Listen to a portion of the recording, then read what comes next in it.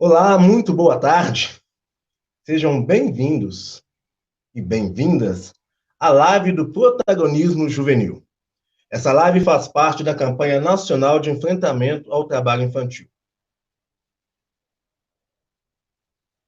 Olá, muito bem-vindo, muito bem-vinda. Você está agora na live do Protagonismo Juvenil.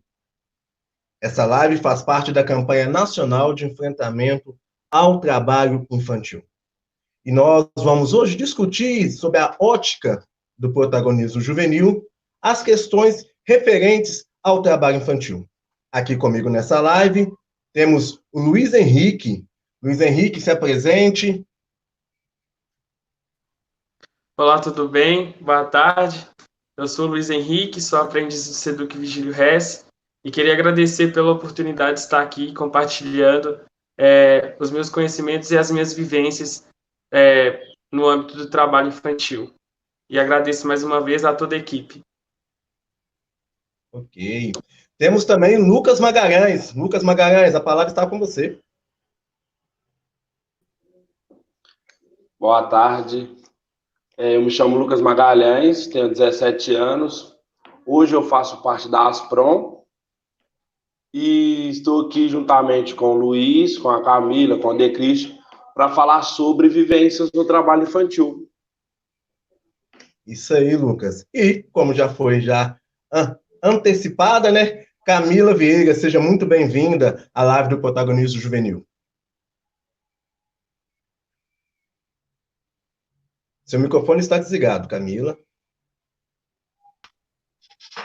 Olá, boa tarde, Decristian, boa tarde a todos e a todas que nos assistem. Meu nome é Camila Vieira, né, como o Decristian falou, sou jovem aprendiz pela Rede Cidadã e graduanda de Psicologia. Eu agradeço o convite ao PECTIP MG, principalmente na pessoa da Elvira Conzender. Me sinto muito honrada em vir aqui hoje colaborar com este projeto que necessita tanto de pessoas que abracem essa causa. E é com muita satisfação que representa a minha categoria de jovem aprendiz, muito especialmente a Rede Cidadã, juntamente com Movidade, que é o movimento do jovem pela oportunidade. Obrigada mais uma vez. E eu sou o Decriste Santos, estou coordenador pedagógico da Instituição de Ensino e Aprendizagem AMIT. Sou também contador de histórias e estou aqui como mais um colaborador, porque os protagonistas são o Luiz, o Lucas e a Camila. Essa campanha era encabeçada pelo MPT, também pelo TRT, CEDESE, FECTIPA, PBH, através do CMDCA também de Betim, Frente de Defesa e Programa de Combate, além do Fórum Socioeducativo, além de muitos outros colaboradores. O papo hoje vai ser sobre o protagonismo juvenil e falando sobre as vivências do trabalho infantil. Lembrando que em tempos de Covid-19, mais do que nunca, protejam nossas crianças e nossos adolescentes. Há uma estimativa que hoje no Brasil, 2.400.000 crianças e adolescentes entre 5 e 17 anos estejam expostos, estejam sendo explorados pelo trabalho infantil. Isso é uma realidade que nós devemos mudar. E nada melhor para mudar do que a juventude, do que a voz da juventude falando a respeito de ações para que possam ser tomadas para o enfrentamento ao trabalho infantil. Hoje, eu vou falar um pouquinho sobre isso e eu vou começar com um cara que eu conheço muito, que é o Lucas Magalhães. O Lucas Magalhães já se apresentou. O Lucas Magalhães, hoje, ele está numa casa de acolhimento, ele faz parte da Asprom, e ele vai falar um pouquinho das vivências dele dentro do trabalho infantil. Ô, Lucas, a palavra está com você e o protagonismo é todo seu. Boa tarde, Cris, muito obrigado. Como você sabe, você me conhece há muito tempo aí, né? E sobre questões de vivência do trabalho infantil, eu creio que sou uma pessoa que tem muita experiência pelo fato de que a minha infância toda mesmo foi feita nisso, foi baseada nisso. Então eu perdi 98% da minha infância com o trabalho infantil, porque às vezes a mãe não tem a condição, o pai não tem. Por mais que em casa eu tinha minha avó que fazia de tudo, mas aquilo não era o bastante. Então, eu perdi minha infância nisso, fazendo trabalho infantil. Eu vigiava carro, catava latinha, carregava sacola, montava barraca na feira, pedia dinheiro na rua. Isso tudo para colocar comida em casa. E isso, querendo ou não, não é uma função que eu tenho, que eu tinha que ter. Era uma coisa que era uma obrigação, querendo ou não, da minha mãe e dos meus responsáveis. E creio eu também que isso atrapalha muito, não só eu, como você falou, 2.400.000 crianças são afetadas com isso. Isso é uma coisa que não podia estar acontecendo.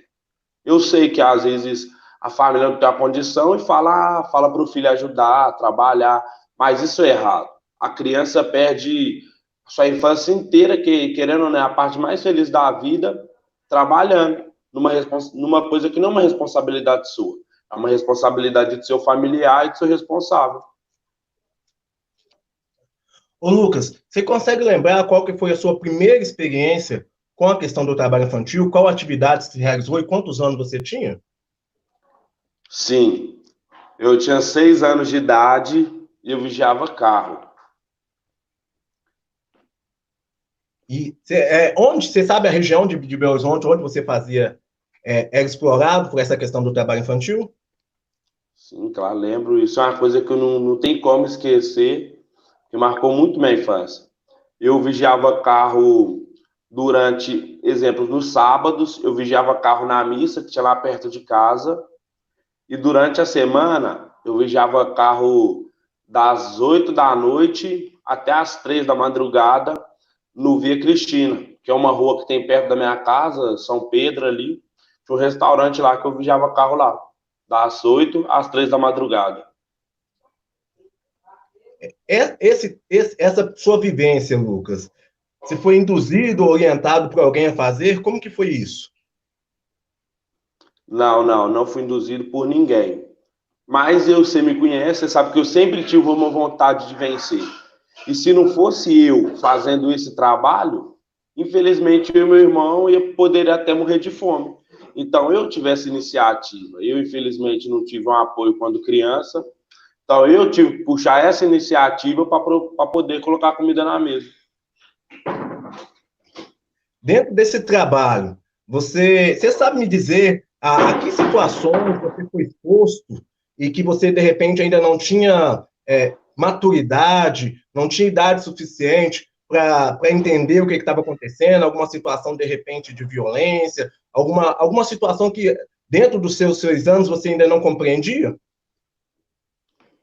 Eu creio que isso tudo eu não compreendo até hoje, né? Porque é uma coisa que, tipo, toda criança que teve trabalho infantil, que teve que fazer trabalho infantil, isso fica marcado na sua cabeça. Porque você vê as crianças brincando, todo mundo brincando, você quer brincar. Só que na sua cabeça passa aquilo. Se você não trabalhar, você vai ficar com fome, você vai morrer de fome. Então, acho que tudo aí, toda a minha infância nessas questões do trabalho infantil foram bem constrangedoras. Eu creio que isso me marcou muito. Tá.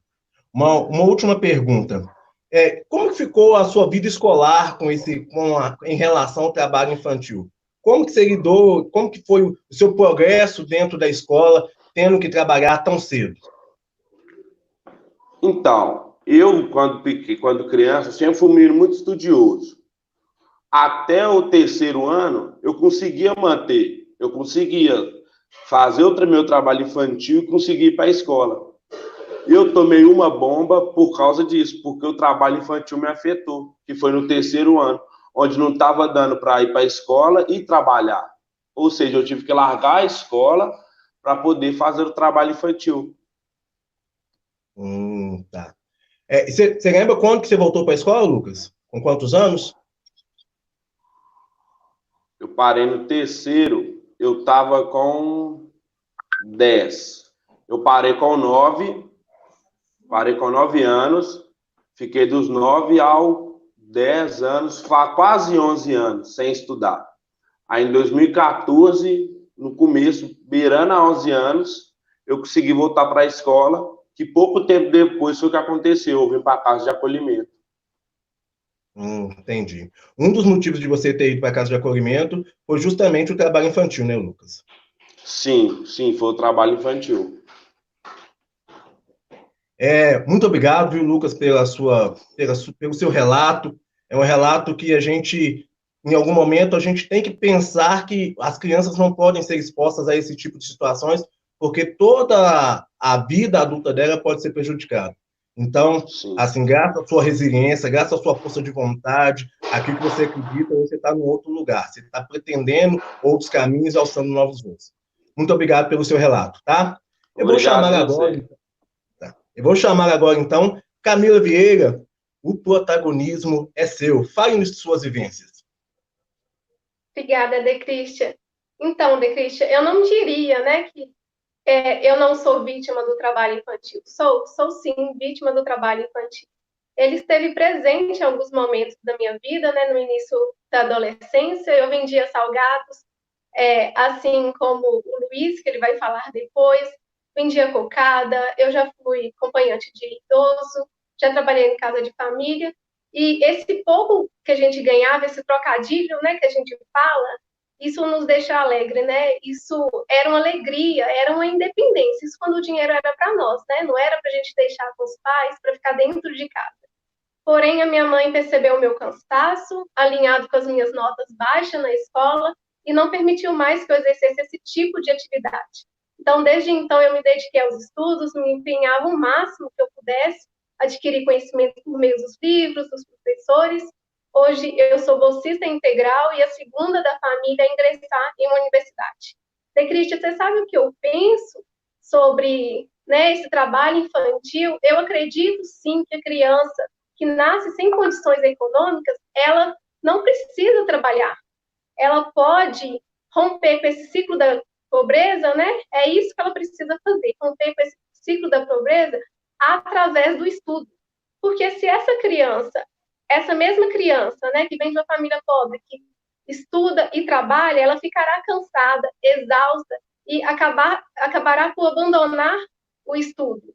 E se ela abandona o estudo, às vezes ela não conclui o ensino fundamental, por consequência não conclui o ensino médio, e daí o que acontece, né? Daí vem um grande impasse. Ela não consegue ingressar a um curso profissionalizante, ela não consegue ingressar a uma faculdade, a um ensino superior, e é aí que o ciclo da pobreza reinicia. Essa criança, que hoje seria um adulto, ela vai para o subemprego.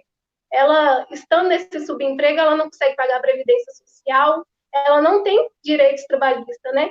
Eu acredito que a gente precisa, sim, deixar que as nossas crianças, nossos adolescentes sejam livres, né? Que eles conheçam o mundo através dos professores, através dos livros, e não por detrás de uma vasilha de salgado, de um saco de latinha, de uma máquina de lavar roupa. E é isso. E eu queria saber um pouquinho mais sobre a história do Luiz. Bora, Luiz, bater um papinho? Sim, sim. Vou estar contando um pouquinho da minha infância, né? Que não foi muito agradável para mim durante um período. Aproximadamente com os meus 9 anos de idade, a situação financeira daqui de casa começou a apertar bastante. Também pelo fato de eu ter 2 irmãos que são PCD, que são pessoas com deficiência, e a minha avó, ela também estava começando a adoecer na época. E a minha mãe era faxineira. Então, ela já recebia muito pouco para manter eu e os meus irmãos. Além de contar que somos 8 irmãos, né, no caso. Então, imagina uma casa cheia com 2 deficientes e uma idosa. Então, estava ficando muito complicado mesmo para só uma faxineira, uma diarista, conseguir custear com isso tudo, né? Então, com os meus 9 anos, né, eu já estava na escola, e no meu contraturno, eu participava de um projeto que atualmente é a Providence, mas antes era o Projeto Providência, e eu cabulava, né, essa aí da instituição, justamente para poder fazer a venda de salgados. Eu vendia salgados e vendia salgado a semana inteira, para chegar no final, assim, de semana, ter uns 60, 50 reais para poder comprar arroz, ou alguma coisa para dentro de casa, para poder ajudar. Porque teve uma época que a gente passou muito tempo, quase uns 2 meses, vivendo só de pão, literalmente só de pão. E eu não tenho vergonha de falar isso, eu já fui muito para a escola para poder comer na escola. Eu não sei se o Lucas já passou por isso também, né? Mas eu ia para a escola em interesse para poder comer, sabe? Mas depois de um tempo, eu fui vendo que essa atividade que eu praticava estava sendo muito prejudicial para mim e não estava valendo muito a pena. Porque eu já cheguei a perder colegas em relação a isso. Porque a venda de salgados, principalmente aqui na região onde eu moro, ela é uma atividade, assim, já ilícita pela questão da violabilidade do direito do menor, né, que é um trabalho infantil, mas também pela questão do tráfico de drogas, porque muitos, né, dos meus colegas passaram a vender salgados e disso viraram aviãozinho de drogas, sabe? De ilícitos. Porque é uma atividade, querendo ou não, que não passa a sensação de algo ilícito, assim, porque poderia muito bem esconder, né, como de fato acontecia, esconder entorpecentes dentro da caixa e distribuir por aí. E quando eu tive contato, na verdade eu tive contato visual com isso, né, quando uma vez um colega meu, que a gente vendia junto, a gente estava passando por uma rua daqui perto de casa, ele perguntou se eu estava com carga, só que eu não entendia, porque eu não tinha amadurecimento suficiente para isso. Aí eu falei com ele que não estava, que eu não tinha esse entendimento. Aí ele falou que estava. Aí eu perguntei o porquê, ele falou que tinha polícia na rua de baixo, que não era para a gente passar por lá. Só que aí eu fiquei assim, poxa, olha a situação que eu estou me colocando. Eu estou andando com pessoas, né, que tá fazendo práticas piores do que eu já estava, entendeu? Tava exposta, muito mais exposta do que eu, e também sem contar o risco de poder ser atropelado, porque a gente ficava na rua para poder vender, sem contar que as ruas aqui são um pouco estreitas, e também tem muitos motoristas imprudentes aqui, por se tratar de uma comunidade, tem gente que dá fuga na polícia, tem vezes que até as mesmas viaturas passam e não diminui a velocidade, entendeu? Também tem a questão de como ser uma área de vulnerabilidade, já chegou o fato de eu estar na rua e ter troca de tiro, assim, sabe? E eu bem próximo. Eu corri uma vez e depois disso eu nunca mais corro. Se eu escutar qualquer barulho, a primeira coisa que eu faço é deitar no chão. Porque... Não pode correr. Oi? Não pode correr. Aqui eu queria te perguntar uma coisa. Como você se sentia, né? Você ganhava pouco. Eu sei que hoje quem mexe com droga ganha muito mais. Como você se sentia, você, né? Não mexendo com isso, ganhando pouco por dia, ou às vezes pouco por semana, e alguém que tirava muito mais que você em um mês, em uma semana. Como você se sentia com isso, né?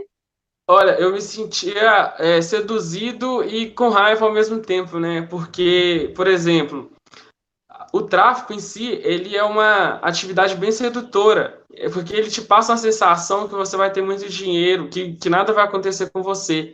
Mas também eu comecei a ficar com raiva porque eu estava perdendo colegas, entendeu? Já chegou o fato de eu perder 2 colegas, um por overdose e o outro foi assassinado, entendeu? Justamente pelo tráfico. E depois dessa atividade de vendas de salgado, eu comecei a fazer carretos de entulho, porque eu já tinha ficado com medo de sair na rua para poder vender salgado, porque eu estava ficando muito exposto mesmo, entendeu?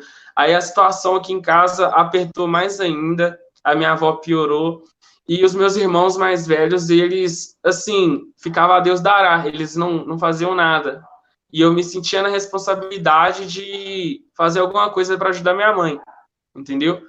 E aí eu comecei a fazer carretas de entulhos, porque aqui começou a ter muita obra, porque era uma parte de loteamento, começou a ter muita obra e não podia deixar o entulho obstruindo a via.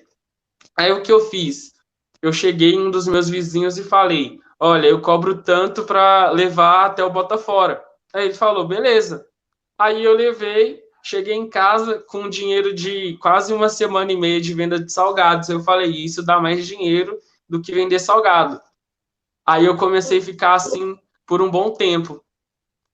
E aqui eu imagino você pegando esses carrinhos de entulho, né? Coisa que Sim. daria 5 viagens, você fazendo 2 viagens para falar logo aquilo, né? E você sabe o quanto que isso prejudica a nossa saúde, né? Seja a nossa estrutura corporal, porque numa idade de 12, 13 anos, nosso corpo não está desenvolvido, né? Com Como certeza. você se sente hoje? Você se sente prejudicado? Eu falo assim, fisicamente, por Sim, tudo que com você certeza. passou no seu Com certeza. trabalho. Porque eu pensava, pela minha visão na época, né? Qualquer coisa que eu fazia estava sendo bom.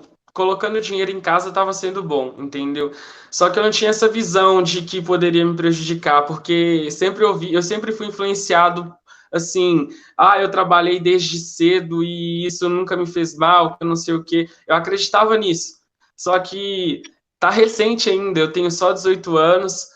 Eu só tenho 18 anos e hoje eu já tenho os dois joelhos desgastados, eu sinto nas costas direto, entendeu? E assim, tanto que eu já cheguei a lesionar esse braço esquerdo meu, ele é lesionado. Então, isso são, assim, avarias que me trouxe, né, essa exploração. Só que eu não entendia que isso poderia ser dessa forma, entendeu? Sim. E é triste, né, o que você falou, né?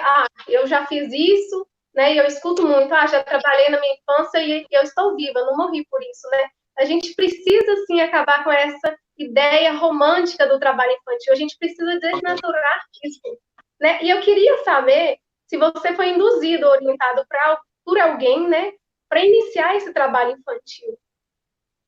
Olha, eu não fui induzido assim, olha, vai, faz, eu tô te obrigando a fazer. Mas a situação que eu estava vivenciando na época, me fez com que eu tomasse uma posição, entendeu? Porque não dava para mim ficar só sentado e vendo a minha mãe se desgastar do jeito que ela se desgastava, porque a gente somos 8 irmãos. 2 deles são deficientes, né? E tem minha avó que ainda, agora ela é cadeirante, entendeu? E ela Sim, desenvolveu Alzheimer. Imagina a situação.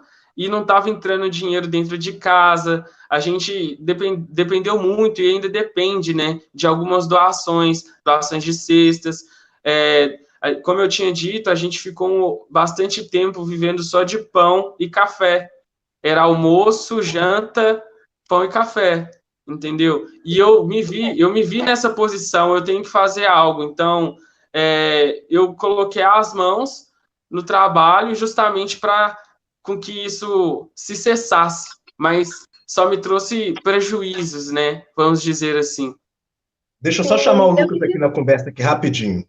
Ô, Lucas, e você? Você teve colegas seus, amigos seus que também estiveram em trabalho infantil e também foram prejudicados?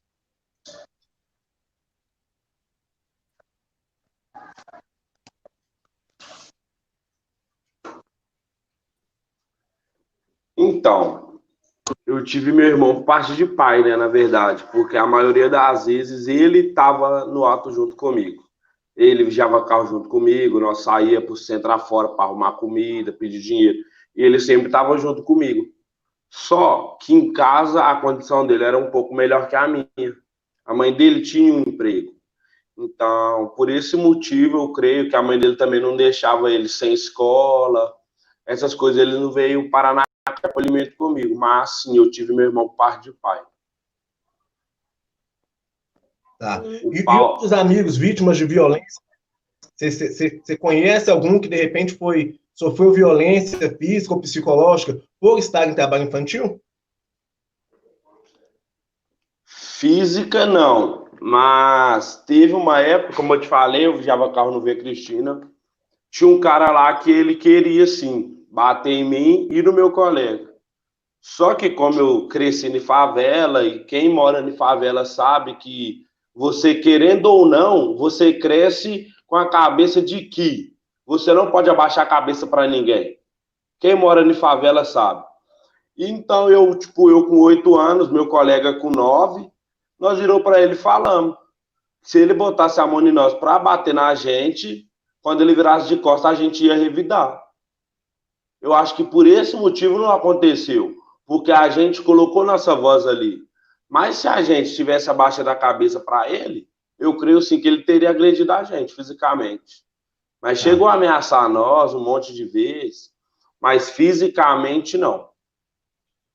Uma pergunta, Lucas, rapidinho eu volto para a Camila, mas uma pergunta, Lucas. Você acha que, além do trabalho infantil, a sua situação foi agravada por causa, de repente, por você ser negro, ou foi permeada essas ações por causa de um racismo? A gente sabe que hoje a maior parte das crianças que estão em trabalho infantil são negras e por isso elas são mais discriminadas ainda. Você passou por esses momentos também? Sim, passei. Você sabe da minha história, você sabe que eu morei na rua quando criança. Então, uma criança com 3 anos de idade não tem cabeça para fazer mal para alguém.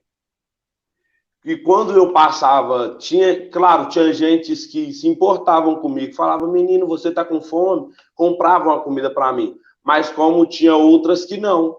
Que exemplo, eu atravessava a rua, o trânsito parado, eu atravessava, simplesmente fechava o vidro do carro pensando que eu ia roubar.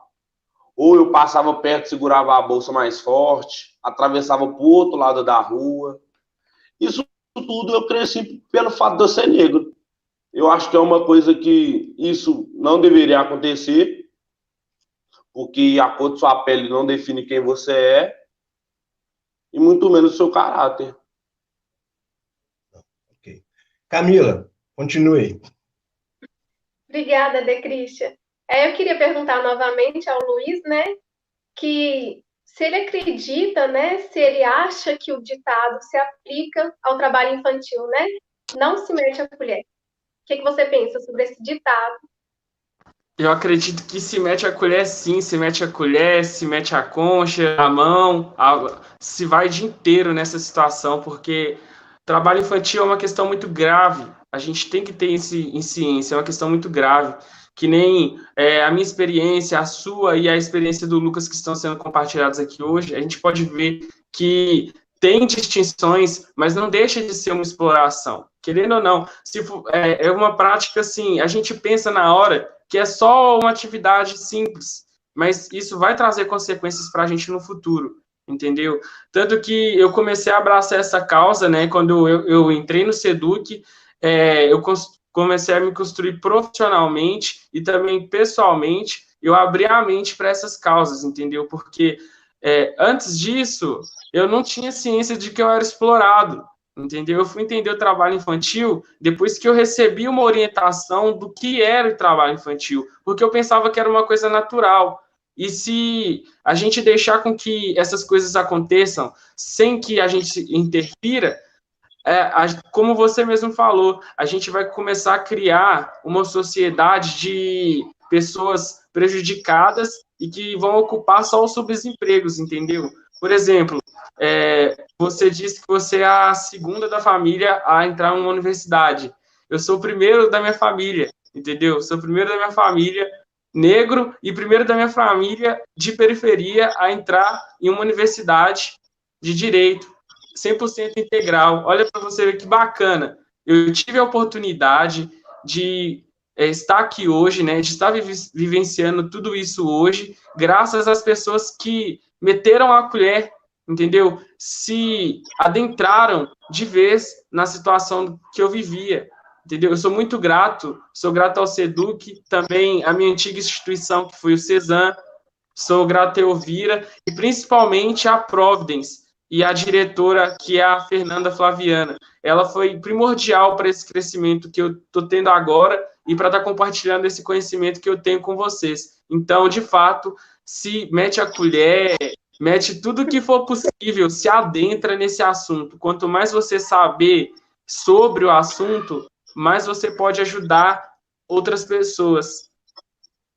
Sim, Luiz. Então, a gente mete a colher, a gente faça o nosso papel enquanto cidadão, de dever e direito também.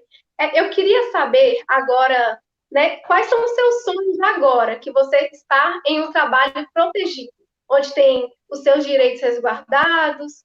Me fale, quais são os seus sonhos? Olha, um deles eu já estou realizando, né, como eu falei, que é estar cursando Direito na Universidade Mineira de Direito, que é a PUC Minas, e também eu tenho um sonho que é poder ser ponte, né, para outras crianças e adolescentes para realizar os sonhos deles, entendeu? Assim como pessoas me ajudaram, eu também quero ser, assim, ter esse papel de ajudar outras crianças, entendeu? Porque não tem nada mais do que realizador. Eu acredito que é zerar a vida de você estar ajudando uma criança. E você sabe o que eu prezo mais em receber em troca? É o sorriso de uma criança, o sorriso de um jovem. Quando você sabe que ele está na situação ruim e você ajuda, você ganha um sorriso de orelha a orelha, é tão gratificante que você zera a vida, entendeu? Eu ainda não estou nessa posição de poder ajudar, assim, de diversas maneiras, mas com o conteúdo que eu tenho para passar para os jovens, a força de vontade que eu expresso, eu acabo me tornando um espelho para que eles não desistam, né? Para que eles possam seguir em frente, não desistirem dos seus sonhos. E mesmo assim eu acabo recebendo sorrisos. E sorriso é um presente tão, assim, é uma forma de agradecer tão contagiadora, porque você fala uma palavra ou expressa um pouco com uma pessoa, ela sorri e você zera a vida. Para mim, isso é o mais importante. Não tem mais nada gratificante que isso. Agora, eu queria perguntar ao Lucas, né? Lucas, se você tiver filhos, o que você vai priorizar na criação dos mesmos? Eu vou priorizar a infância do meu filho, porque é uma coisa que eu não tive muito bem, eu não desejo para nenhuma criança. Então, eu creio eu que vou priorizar muito a infância dele, vou querer que ele seja uma criança de verdade. Sim. Então, gente, muito obrigada, Luiz, Lucas, pela contribuição de vocês. E eu queria também aqui ressaltar a coragem de vocês, o empenho com que vocês lutam para o combate do trabalho infantil. Muito obrigada, Decrícia, e eu volto a palavra para você. Muito obrigado. Lembrando que essa live do protagonismo juvenil é uma live que faz parte da campanha nacional de enfrentamento ao trabalho infantil. Dia 12 de junho é o Dia Mundial de Enfrentamento ao Trabalho Infantil. E aqui nós temos, então, o Ministério Público do Trabalho, o Tribunal Regional do Trabalho, SEDESE, FECTIPA, PBH, através do CMDCA, o CMDCA também de Betim, Frente de Defesa, Programa de Combate, Fóruns Socioeducativos e diversos outros parceiros apoiadores. Essa campanha é uma campanha de âmbito nacional e nós estamos aqui dentro do protagonismo juvenil, dando voz ao jovem para que ele também possa ser um agente de mudanças. E esse agente de mudanças, ele começa dentro da sua casa.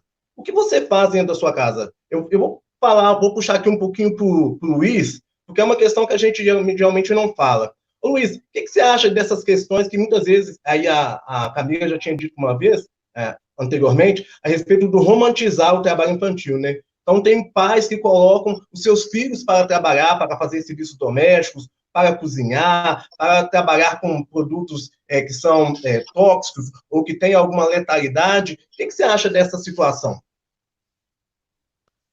Olha, Decris, para falar para você, é uma coisa bem complexa, porque essa questão de romantização do trabalho infantil é uma coisa bastante histórica, né? Ela foi vindo dos antepassados, né?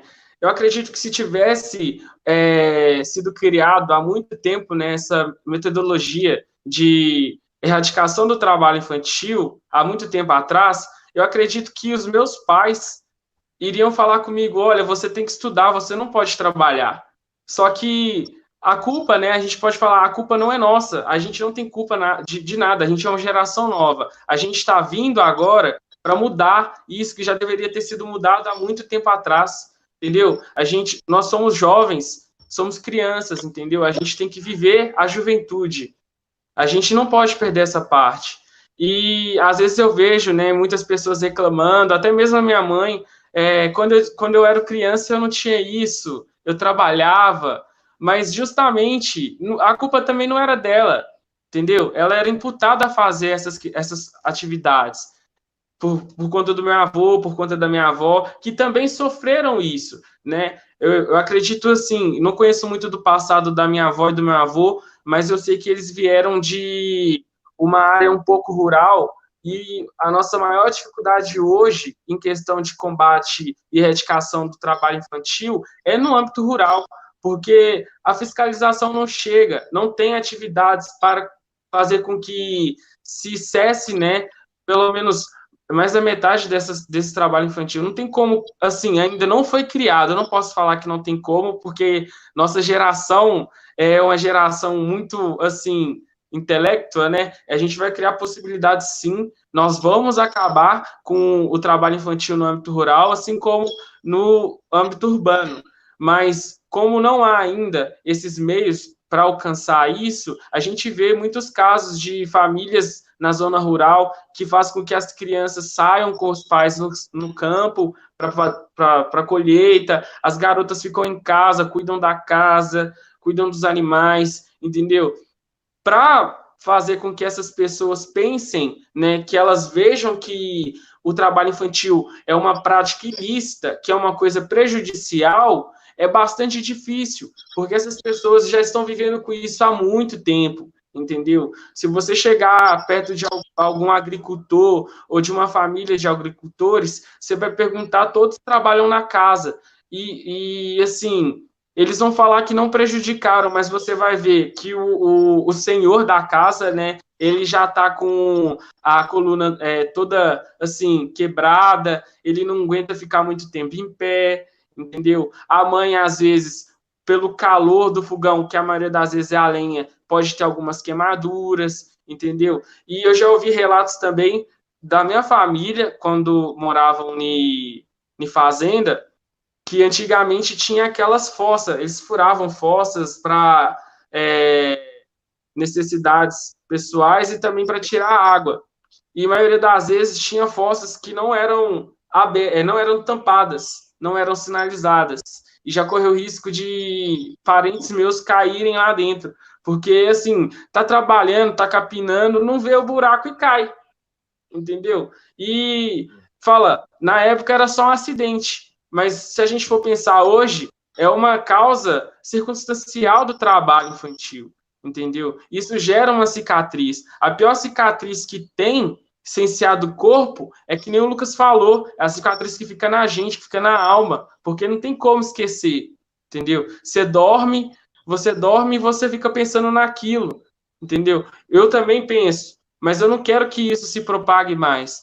A gente tem que acabar com isso hoje, tem que acabar com isso agora. Isso, exatamente. Gente, e eu tô aqui na condição de mediador, mas eu também fui vítima do trabalho infantil. Então, muito cedo, justamente como motivo da maioria das crianças, para ajudar, para ter uma renda, para aumentar a renda da família, então eu fui para a beira do campo, vendi chup-chup, em alguns lugares chama geladinho, né? Mas, e aí lá eu fui exposto a todo tipo de situação e de vivência que os meus 8, 9, 10, 11, 12 anos não estavam ainda aptos a processar e a entender. Então, eu vi assassinatos, eu vi conflitos de brigas, eu vi discussões, eu fui exposto a um palavreado que a minha idade não compreendia, e por que as pessoas em algum momento se agrediam, por que as pessoas em algum momento se debatiam, e toda essa situação calou forte dentro de mim, porque muitas vezes eu romantizei a questão da violência. A beira de campo, muitas vezes da várzea, tem essa questão da violência muito premente. E isso veio comigo achando que a violência é uma forma de resolver as coisas. Mas por que isso aconteceu? Porque eu estava realizando uma atividade de trabalho infantil num local que não cabia, que não poderia ter crianças ali presentes, com as situações que ali ocorriam. E isso tudo veio trazendo em mim uma percepção do mundo que não era a ideal. Uma percepção do mundo que não era que a sociedade hoje, democrática, a sociedade consciente, precisa e quer. E tudo isso veio me prejudicando. Para se ter uma ideia a respeito disso, eu tomei, acho que teve 3 aprovações dentro do primeiro ciclo do ensino fundamental, no primeiro, depois na terceira e depois na 4ª série. E aí, depois disso, na 7ª série, eu tive outras 2 aprovações, porque após eu terminar esse período em que eu trabalhava vendendo geladinho na beira do campo, eu fui trabalhar fazendo carregamento de caminhões dentro de construções civil, e tudo isso impedia com que eu pudesse estudar. Eu descarregava caminhões de tijolo, caminhão de areia, caminhão de pedra e de brita, e quando chegava na hora de ir para a aula à noite, eu não tinha ânimo. E quando eu estava dentro da sala de aula, eu dormia. Isso tudo me causou um atraso enorme, enorme, enorme. Os prejuízos educacionais foram grandíssimos, mas com resiliência, aprendendo, orientado por pessoas que diziam, olha, o caminho para a sua vida, o caminho para que você consiga superar todo esse momento é o estudo. E aí eu voltei a estudar. Hoje eu estou coordenador pedagógico, estou fazendo parte hoje do FECTIPA e sou pedagogo, estou estudando história, porque me ensinaram que a educação é o que muda. Não é apenas ter um emprego, não é apenas ter renda, mas que a educação é que muda as pessoas. Muitas pessoas têm a renda, como o jovem tem, ou a criança, de repente, tem, mas isso não dá a ela a condição de mudança. O que muda é a educação. O que nós precisamos para as nossas crianças e para os nossos jovens é focar na educação como transformadora do mundo, como transformadora da sociedade que nós queremos. Então, todas essas questões estão prementes dentro de mim, e eu também sou um protagonista dessa história, porque eu sou um filho adotivo de uma mãe que já tinha outros 6 filhos, e isso tudo veio permeando a minha vida, essa questão de ter que ajudar. E a minha mãe não tinha consciência disso. Mas hoje, os pais de hoje, os professores, as pessoas que têm a educação dos filhos, elas têm que pensar nessa situação. Elas têm que pensar que elas têm que proporcionar situações para que o jovem estude, para que a criança estude, porque é isso que pode transformar a vida dele. Camila, você quer dizer alguma coisa a respeito disso? Olha, Decristi, como eu havia mencionado antes, né, eu acredito sim que através do estudo que a gente consegue sim romper esse ciclo vicioso, né? Hoje, a partir de cada ano que você estuda, 15% é aumentado no seu salário. Então, imagina aquela pessoa que faz uma faculdade, que faz uma pós-graduação, que faz um mestrado, que faz um pós-doutorado, né? O quanto que isso engrandece ela também, o quanto que ela vai futurar com isso e o quanto que ela vai romper esse ciclo. O Luiz mesmo falou que ele é o primeiro da família a entrar para uma universidade. Ele está quebrando esse ciclo. Eu imagino que a partir dele, ninguém mais da família dele, seja o filho, o neto, vai passar por isso. Lembrando que a ONU, a meta dela é a erradicação total do trabalho infantil até o ano de 2025. E, gente, é uma meta que a gente tem que perseguir. É uma meta que a gente tem que perseguir. Nós não podemos tolerar essas situações. Ô, Lucas, vou chamar você aqui para a conversa dizendo, hoje você está na Aspron, hoje já fez parte do SEDUC, e você está em trabalho protegido. Dentro dessa questão hoje do trabalho protegido, quais que são os seus sonhos para o futuro? O que você pensa para o seu futuro agora, que você está resguardado, está na escola e todas essas questões? Muda muita coisa mesmo muda quando você faz parte do trabalho infantil e tem um trabalho protegido. Antes do trabalho protegido você pensa uma coisa, agora eu penso outra, porque é uma coisa que muda e você não consegue controlar isso. Antigamente eu tinha o pensamento de eu queria ter uma padaria e ser jogador de futebol. Hoje não, hoje eu já consigo investir melhor em mim. Hoje eu não penso muito em renda.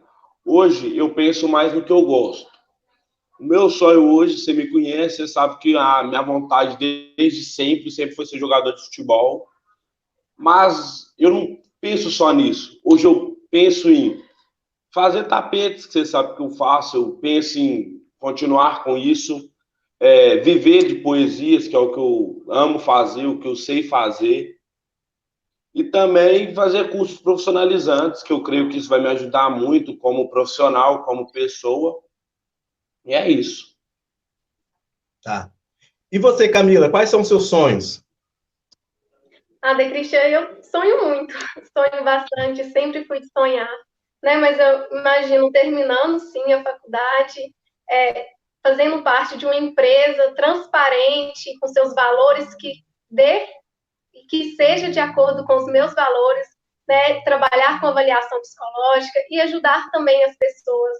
E ajudar também a essas crianças que estão no trabalho infantil. Eu deixei você por último, Luiz, porque eu tenho certeza que alguns dos seus sonhos você já está realizando, né? Gente, vou dar um spoiler aqui, tá?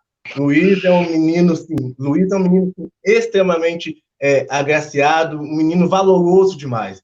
E o Luiz, hoje, tem um vídeo dele que figura no canal da Organização Internacional do Trabalho. Você quer falar um pouquinho dessa experiência para nós, Luiz? Sim, eu posso até contar mais.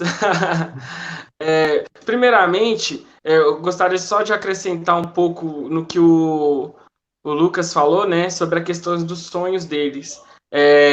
Quando a gente está sendo explorado pelo trabalho infantil, quando a gente sofre uma ação dessa, a gente fica muito limitado a sonhar.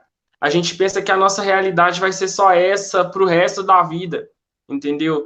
E por isso que a gente vê aí a necessidade de se cessar isso, porque quando se quebra esse ciclo, a gente vê que a gente pode ir muito além. Por exemplo, como eu vou contar agora, eu nunca saí de Minas Gerais, nunca saí de Minas Gerais.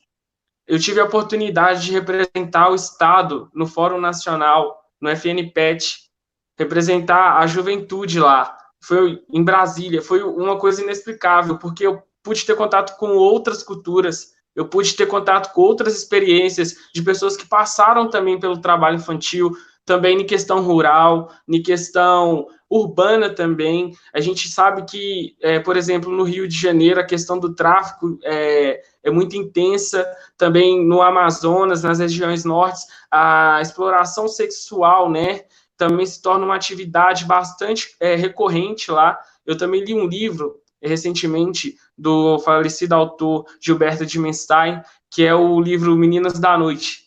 Esse livro é essencial, ele é chocante, mas é essencial para que você entenda que o trabalho infantil não é só carregar o entulho, olhar um carro. O trabalho infantil ele se engloba em diversas atividades, e uma das piores que a gente pode ter é a exploração sexual, né, que ela se torna uma coisa nessas regiões muito lucrativa, e também o tráfico de drogas. É impressionante o número de crianças e adolescentes que sofrem dessas atividades. Mas, enfim, indo para os meus sonhos, né? Como eu já disse, hoje eu estou cursando Direito na PUC Minas, e o meu intuito agora é poder aplicar, fazer um concurso para bombeiro militar e trabalhar nessa área judicial do Corpo de Bombeiro. Mas eu tenho um sonho que vai mais além disso. Quando completar, né, as etapas jurídicas que eu tenho pela frente, eu pretendo aplicar para a magistratura, para mim magistrar na área da infância e juventude, na vara da infância e juventude, justamente para poder ter esse assim aval de poder sim de alguma forma definitiva, ajudar mais ainda as causas das crianças e dos adolescentes que ficam a Deus dará, né, como a gente vê aí hoje.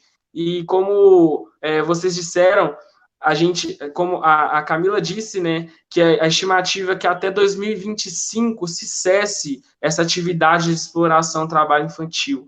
E eu acredito que é possível, sim, se a gente se esforçar da maneira que a gente está se esforçando hoje, né, nesse período de pandemia. Olha o trabalho imenso que a gente teve para poder fazer com que essas mensagens chegassem às pessoas, né, para que isso rodasse. A campanha está gigantesca. Se a gente continuar nessa proporção, em um âmbito mundial, eu acredito que se cesse, sim, todas as atividades de trabalho infantil. Porque, como é uma geração nova que está vindo, os jovens também eles vão assim dispersando mais as informações, e as informações verdadeiras, né? Eu quero dizer. E com isso a gente pode ficar bem informado e pode ajudar o próximo. E essa está sendo a minha contribuição aí para a campanha. Ô Luiz, você já foi fisicamente em Brasília, mas o seu vídeo hoje está em qual capital? Qual capital europeia seu vídeo está rolando? Está bombando, Luiz? Fala pra gente. Tá em Genebra. Cheguei em Genebra. Chegou, gente. E a nossa voz ela tem que ecoar por todos os cantos. A voz contra o trabalho infantil tem que ecoar por todo o planeta.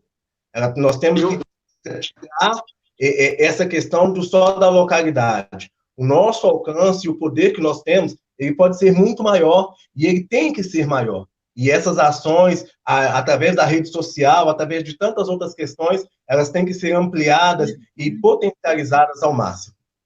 Sim, eu gostaria de agradecer aqui mais uma vez, né, a Elvira, que eu acredito que ela esteja assistindo a gente agora, mas também eu quero agradecer a Tânia e a Isa do Fórum Nacional, elas que fizeram com que essa propagação, né, do empenho e do esforço que eu estou jogando tudo em cima disso, desse âmbito do trabalho infantil, se propague. E também quero agradecer ao OIT por levar a minha mensagem ao mundo todo. E é isso aí. Ô, Lucas, falando um pouquinho da coisa, hoje você você falou que você gosta do futebol, né? Quais outras coisas, já a gente falou um pouquinho, e a gente falou muito sobre o trabalho infantil, e aí a gente descobriu algumas outras coisas que você gosta. Quais outras coisas você gosta de fazer hoje, uma vez que está em trabalho protegido? Como hobby, Eu amo diversão. Escrever, eu acho que escrever e ouvir música, eu acho que as coisas que tinham que ser muito mais valorizadas do que são. Por quê? Porque escrever, às vezes você tem depressão ou solidão mesmo, isso te tira de lá, ou se você não consegue se expressar em algum lugar ou para alguém, se você escrever, você consegue colocar isso em poesias.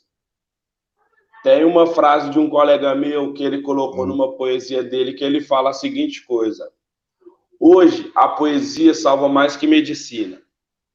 Eu levo muito isso comigo, eu creio muito nisso, porque eu conheço diversas pessoas que saíram da depressão por causa da poesia, por causa da música.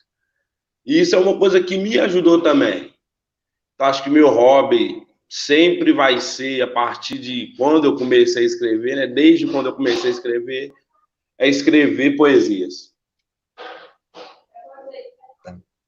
E você, Camila? Oi, Decrício. Qual o seu hobby? O que você gosta de fazer, uma vez aqui agora você está em trabalho protegido? Eu gosto bastante de ler, gosto muito de leitura clássica, né? Eu gosto também de tocar violão, agora nesse momento da pandemia, aproveitando, né, para aprender algo novo. 2 anos parado meu violão lá na minha cidade, né? Venho de uma cidade pequena do interior de Minas Gerais, e agora que eu consegui trazê-lo para mais perto, estou dedicando meu tempo livre a esse violão. Acredito que é o nosso amigo de todas as horas, né? E você, Luiz? Então, né, nesse tempo livre aí, assim, livre e não livre, porque a faculdade ainda continua, né, na plataforma à distância. Então, estudando bastante, finalizando aí o semestre com as notas que eu fico assim, como que eu consegui alcançar isso, gente? É surpreendedor, porque eu não acreditava, ainda não acredito, né, no empenho que eu tô tendo, na faculdade, porque eu pensei que seria algo, assim, surreal para mim. Eu não ia dar conta, e eu estou dando mais que conta, né? Tanto que eu já sou o representante de turma. Então, além de eu estar... Eu acho que isso é natural de mim. Além de sair da situação, eu gosto de ajudar as pessoas a saírem de situações ruins também. E, assim, quando eu tenho o tempo livre aqui dos estudos, eu gosto de visitar as minhas sobrinhas, né? Uma recém-nascida agora, e também eu gosto de tocar violão, né? Assim como a Camila. A gente pode até montar uma dupla aí sertaneja, quem sabe? Eu também toco violão, viu?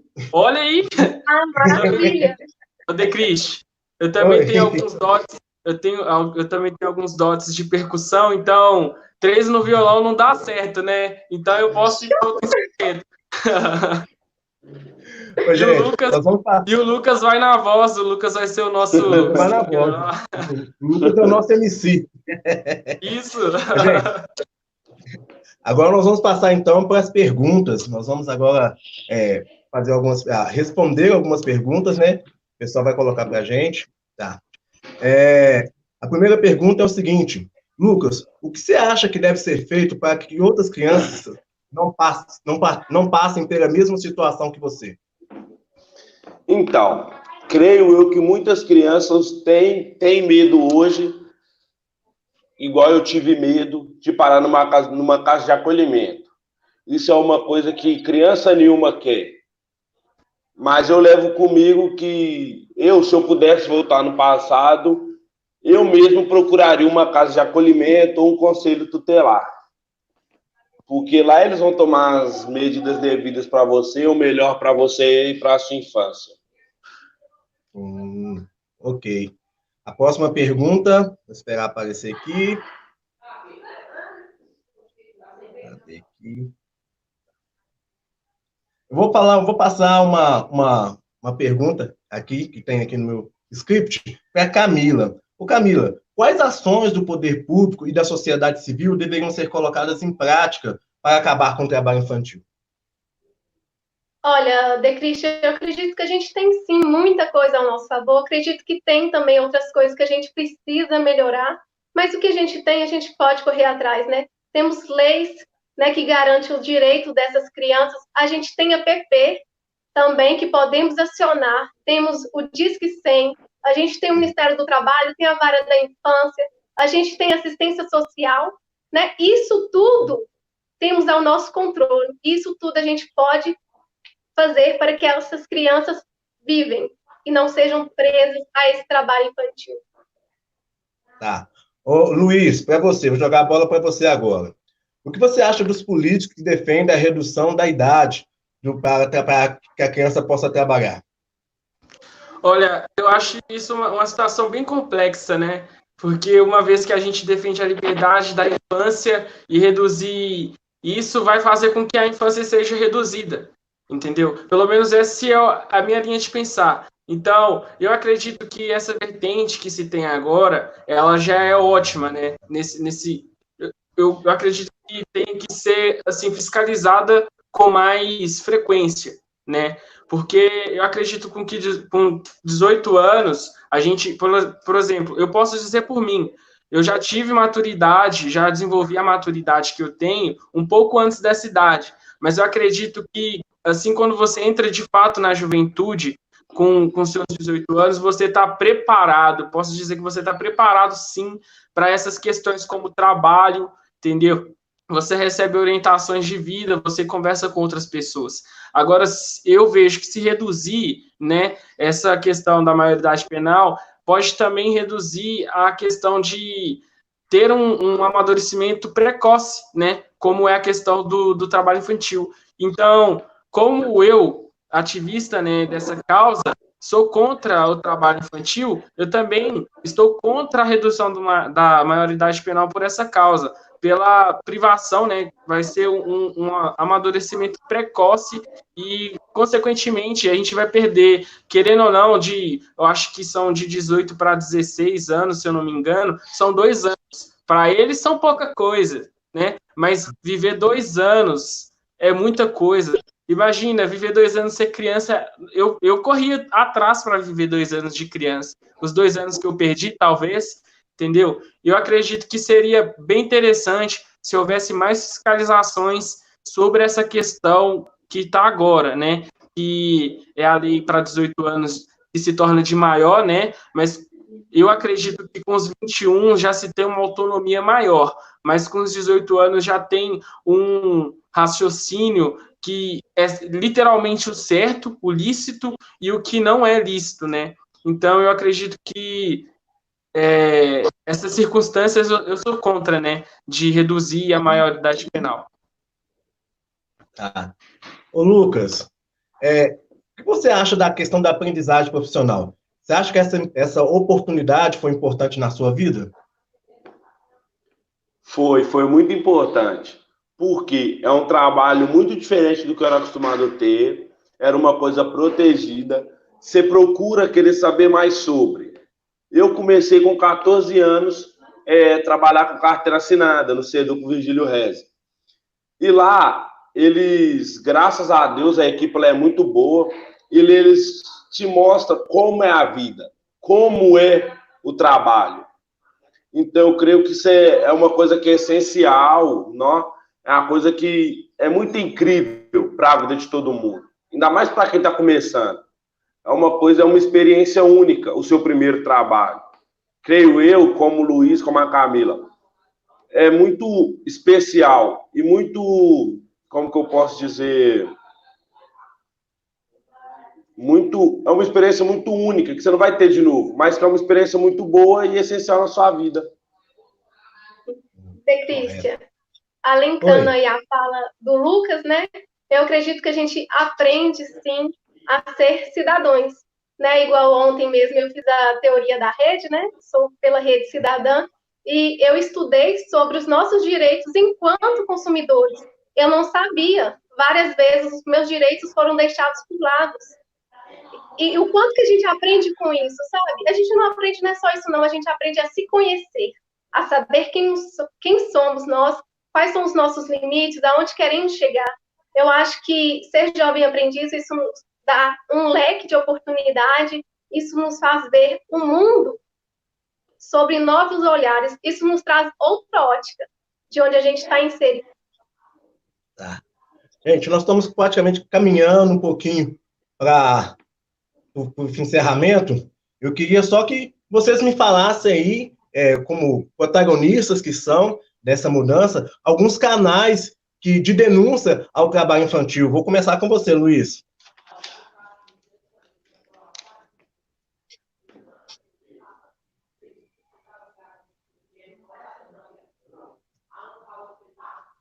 Seu microfone está desligado. Perdão. Então, a gente vê nessa importância de fazer a denúncia, às vezes a gente não sabe como fazer uma denúncia, e a gente fica assim, será que se eu denunciar, eu vou aparecer e tal, né?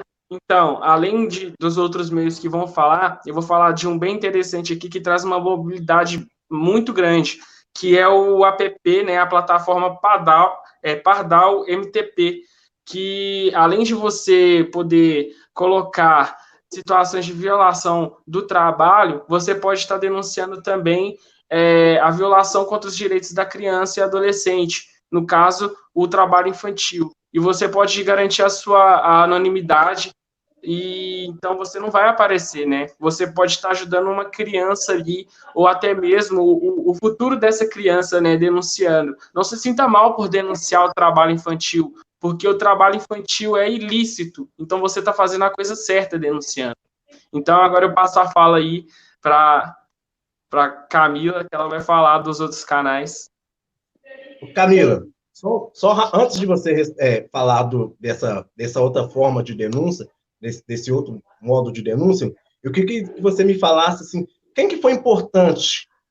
Qual a pessoa mais importante na mudança da vida, na mudança da sua vida? Saindo da questão do trabalho infantil para a questão de trabalho protegido e para a questão de preservação da infância e da sua adolescência.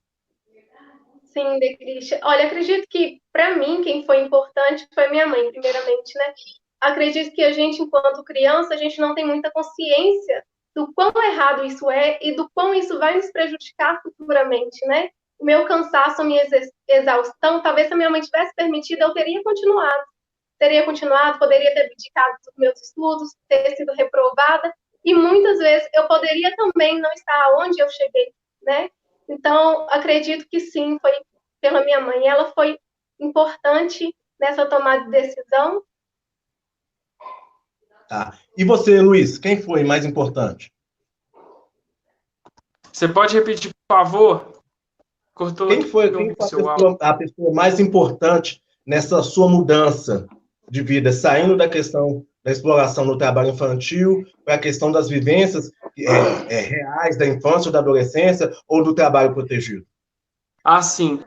Como eu disse, né, teve uma pessoa que influenciou bastante para esse meu crescimento, que desde o início acreditou em mim, que foi a Fernanda Flaviana, a atual diretora da Providence, mas também surgiram várias pessoas que eu sou muito grato, além mesmo da minha família, né, que depois de um tempo começou a me apoiar nessas causas, mas, por exemplo, a Suelen, do SEDUC, a própria diretora do SEDUC, né, o SEDUC inteiro, a Elvira, o pessoal do Fequitipa me abraçou de uma forma grandiosa, né, e assim, é certo de que a gente não tem todo o conhecimento, né, sobre essa questão, mas todas as dúvidas que me aparecem no relato, elas esclarecem. Essas pessoas, elas conseguem me passar uma tranquilidade. Além de estar me ajudando a construir a pessoa que eu estou me tornando hoje e o meu futuro, né, profissional que eu vou ser amanhã, elas estão tendo um papel assim primordial para mim. E vai o meu obrigado para todas essas pessoas que passaram assim pela minha vida. E você, Lucas? A minha avó, na verdade, acho que foi a principal, né?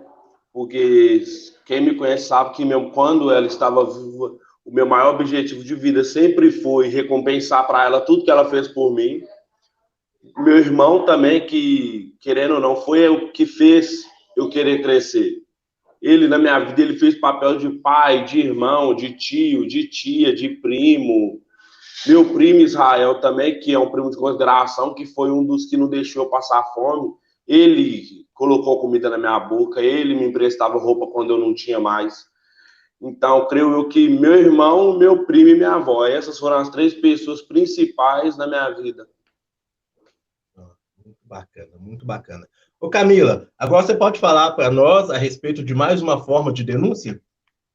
Sim, claro, Decrisha. A gente pode ligar para o Disque 100, né? Esse é um serviço de proteção à criança e ao adolescente. Ele resguarda esses direitos humanos da criança, né? E também a outros grupos. Ele funciona 24 horas e a ligação é gratuita. Você pode fazer a sua parte, né? Você pode cumprir o seu papel de cidadão e ainda ter o seu anonimato guardado, né? E pode acompanhar também o andamento da denúncia. Você recebe um protocolo no final, né, dessa denúncia e que você consegue acompanhar. Porém, eu acho que é válido a gente ressaltar, né, que essa denúncia pode demorar, sim, chegar a esses órgãos competentes e pode ser tarde demais para essa criança. E a gente pode usar esse aplicativo que o Luiz falou, né, que é o Pardal MPT, ou então a gente pode recorrer a outros órgãos complementares, né, que aí são a Vara da Infância, o Ministério do Trabalho, assistência social. E você, o que Lucas, a gente tem não alguma... pode deixar de fazer é a nossa parte. Exatamente isso. Nós não podemos nos esconder. Nós temos que dar voz a essas crianças para que elas possam ter o seu futuro resguardado. E você, Lucas, tem algum local de denúncia para que as pessoas possam acessar ao ver crianças em trabalho infantil? O Luiz, a Camila já falou diversos, né? Mas eu tenho para mim como uma referência que são os conselhos tutelares, porque foi um dos casos que me acolheram. Eles mudaram a minha vida também. Creio eu que isso é uma referência não só para mim, como para muitos. Uma referência maior que eu tenho é o Conselho Tutelar de Venda Nova, onde lá eles prestam muito atenção nisso, eles são contra, eles trabalham diretamente com isso e lá, porque uma questão é a denúncia anônima, geralmente você faz por telefone, você não faz ela presencial. Um fato que eu vi, que fez eu admirar mais ainda o Conselho Tutelar de Venda Nova, foi numa vez que eu estava numa reunião com uma moça de lá, que é a Berenice, e chegou um rapaz, falou, não, eu quero fazer uma denúncia anônima. Aí a moça da recepção lá falou com ele, não, explicou para ele como funcionava a denúncia anônima e falou com ele que presencial não adiantava. Aí ela foi lá e falou com ele, não, eu vou fazer isso, mas eu vou manter a sua identidade anônima. Sendo que não era uma coisa que ela tinha que fazer, sendo que ele foi fazer ela presencial. E eu tinha reuniões diretamente lá, e eu fui vendo como que funcionava isso. Lá eles davam o máximo de apoio para as pessoas, e lá direto ocorriam os casos que o conselho ia e resolvia esses problemas, colocavam as crianças numa casa de acolhimento, e para as crianças, querendo ou não, é ruim. No começo é ruim. Mas o conselho sabe, até a família da criança sabe, que aquilo vai ser o bom para ela. Então eu recomendo muitos, como a Camila Luiz falou, mas o que eu vivi foi o conselho tutelar, e eu falo e sou prova viva que isso resolve muito. Gente, eu tenho para indicar a questão do 190, que é o telefone da Polícia Militar. As pessoas geralmente dizem, mas eu passei por um lugar e havia uma viatura da polícia rodando, ela não fez nada. Tudo acontece através da denúncia. Se você gera um boletim de ocorrência, aquele boletim gera uma ação. Então, passou em algum lugar, tem alguma criança em situação de trabalho infantil, denuncie, ligue, pode ligar para o 190, eles vão gerar uma ocorrência, aquela ocorrência vai gerar uma ação, tá? E é isso, gente, tá? Eu acho que foi, sim, bacana demais, muito, muito bom. Luiz, Lucas, Camila, eu tô assim, eu sou uma criança pequena aprendendo com vocês que deram aula hoje aqui de protagonismo juvenil. Eu só tenho a agradecer imensamente, imensamente o prazer e a honra de ter poder compartilhar com vocês esses momentos. Eu queria que vocês aí falassem um pouquinho, dessem um adeus, falassem umas breves palavras finais aí e deem o seu recado final aí, vamos assim dizer. A Camila pode começar, por gentileza. Então tá puxando a carroça, né? Como a gente fala lá na roça. Gente, eu queria agradecer a essa oportunidade de estar aqui hoje, de estar representando a nossa classe de jovens e lutando também para que pare esse trabalho infantil, para que a gente radicalize esse trabalho infantil. Acredito que a gente deve sim fazer a nossa parte. Estamos aqui hoje, né? E é um prazer imenso estar aqui hoje novamente. Luiz?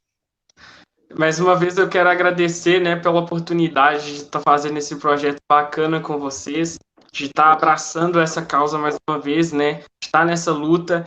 E eu queria passar o recado para você que às vezes é pai ou mãe e vê, assim, uma atividade de uma criança na rua, se coloca no lugar, assim, daquela criança que poderia estar procurando auxílio de um pai que às vezes não é presente, que essa criança poderia ser a sua criança. Se você não quer que isso ocorra, né, que isso não chegue a acontecer com você, com a sua família, não deixe acontecer com a próxima também. A gente tem que zelar pelo outro. A sociedade é assim.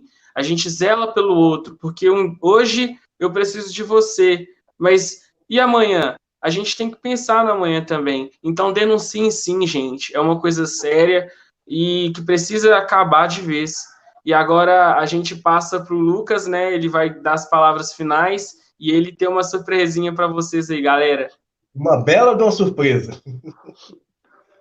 Eu quero agradecer primeiramente ao Decriste, né? Que é uma pessoa que me acompanha há muito tempo. São anos de amizade. Ele sabe 80% praticamente de tudo que eu passei.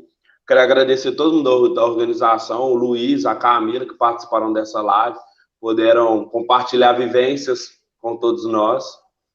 E isso é uma coisa muito séria, como o Luiz falou. Se vocês verem casos de trabalho infantil, denunciem. A família da pessoa vai achar ruim, mas é uma coisa que é necessária para o bem do filho dela. Se vocês que, exemplo, não viveram isso, nós falamos como é ruim, como a criança perde a sua infância. Então, não deixem de denunciar, caso vocês viram, porque isso vai prejudicar tanto fisicamente quanto mentalmente essa criança. E agora, a surpresa, né? É uma poesia que eu fiz sobre o trabalho infantil. Ela tá assim: trabalho infantil, comenta quem viveu e sentiu. E na rede social, mas na pele e no peito. Ser homem aos 7 não é fácil. Ainda mais sendo negro e tendo na testa um alvo tátil. A realidade na mais inocência idade, virar homem, olha para o céu fazendo uma prece para não morrer de fome. Cadê quem garante o meu direito? Não sei se você entendeu direito, mas eu exijo respeito. Eu não tenho idade para trabalhar desse jeito. Aliás, de nenhum jeito. Pois ainda não sou homem feito. Talvez nem chegue a ser. Se no sinal, bala eu tiver que vender. E a menina que na casa de família, tendo que trabalhar, e a própria não via. Banquinho para colocar o fogão. Mas da escola, nem sabia a cor do chão. Pai, mãe, tio, tia, avô e avó. Não limite o futuro das crianças a um só. Pois trabalhando precocemente, toda a infância vira pó. Precisamos mudar o mundo. Um lugar minimamente perfeito, onde todas as crianças teriam seus direitos. Sem trabalhos, possa escrever seu roteiro. Protagonizando não o trabalho infantil, mas estrelando o protagonismo juvenil. Muito obrigado. Excelente.